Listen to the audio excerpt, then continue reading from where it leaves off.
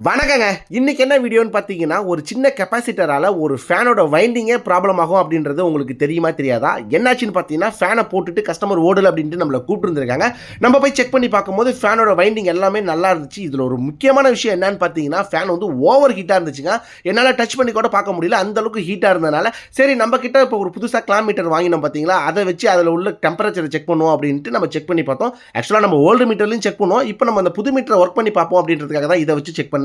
ஆரம்பத்துல செக் பண்ணும்போது 25, 26 கிட்ட காட்டுச்சுங்க. போக போக அதோட டெம்பரேச்சர் எந்த அளவுக்கு வேகமா ஏறுது அப்படின்றத பாருங்க.